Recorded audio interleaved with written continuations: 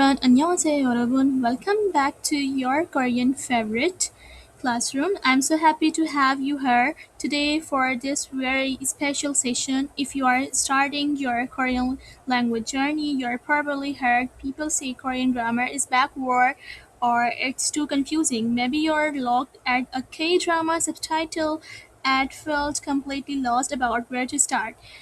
But don't worry at all, take a deep breath. Today we are going to break down the absolute foundation of Korean grammar A to Z.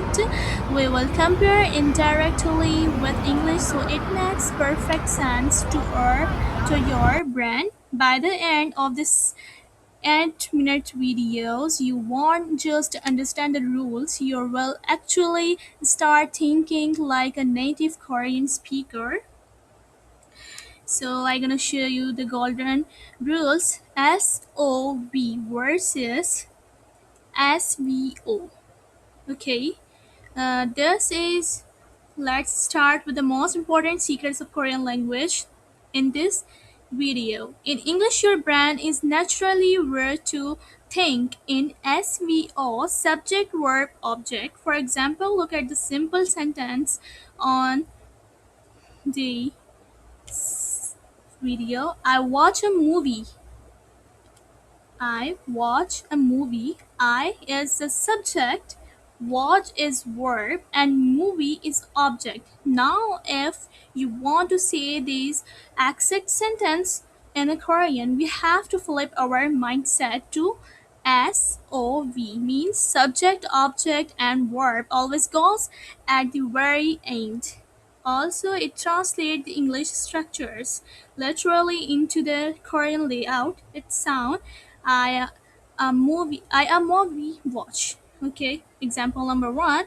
This let's say I drink a water. In Korean language becomes I water drink. In a Korean is right. 저는 물을 마셔요. Okay. This is pronounced as 저는 물을 마셔요. Got it? Repeat after me. Remember, this English structure is SVO and Korean structures is subject plus object plus verb. Okay, that's clear, I hope. And this is example 2. I'm gonna share it with you. My friends eats apple. Following the rules, it's become a my friends apple eats. Okay, in Korean script, 친구는 사과를 먹어요. 친구를 사과를 먹어요. This is structures is very easy, not confusing, and this is very easiest. Please repeat after me. Okay.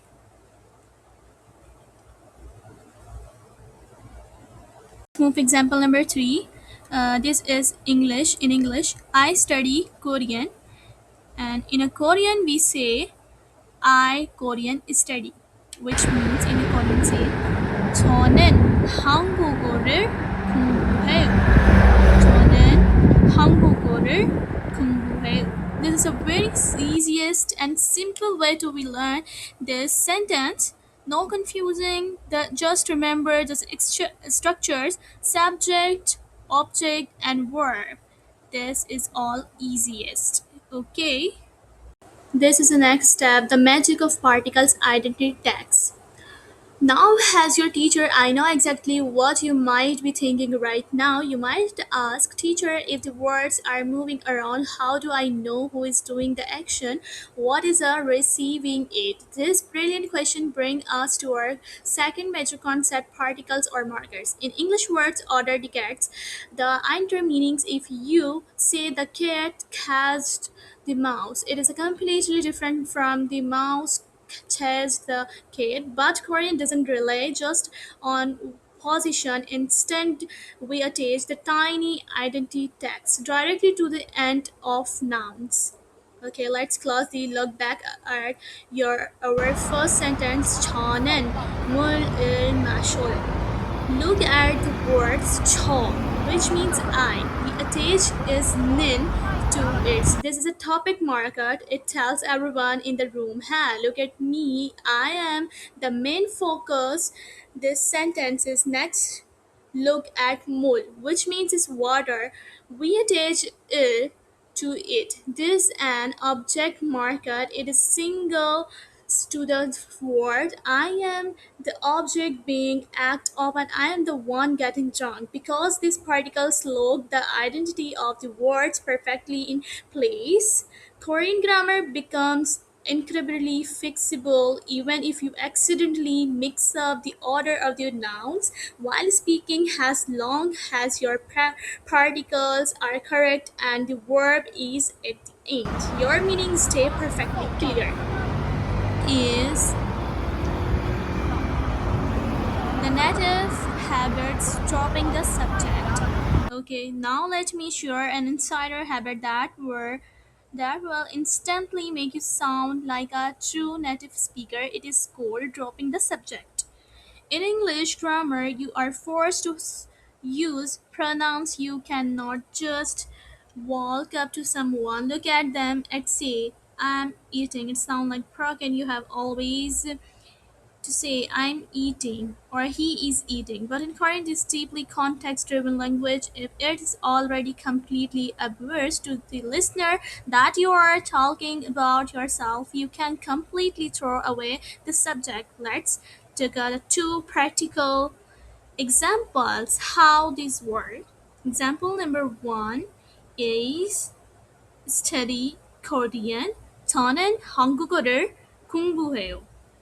Example one is instead of saying just like this, in English we say I study Korean. Okay, I study Korean, and Korean is 저는 한국어를 공부해요.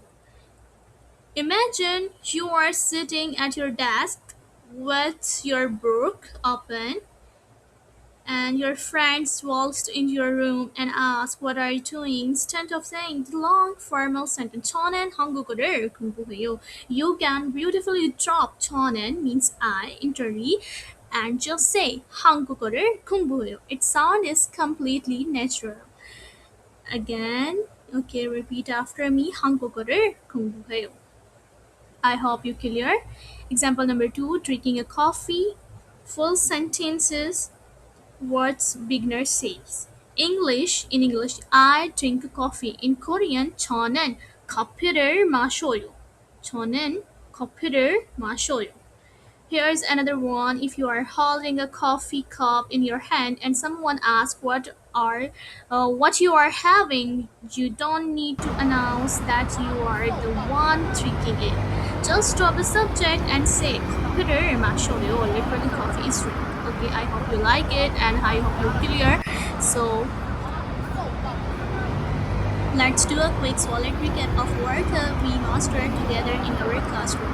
First, remember that English is subject, verb, object, but Korean is subject, object, and verb. Always keep those actions verb at the very end. Second, noun use particles like identity tags to declare their rules loudly and clearly. And third, if the context is absurd, simply drop the subject to sound like a local speaker.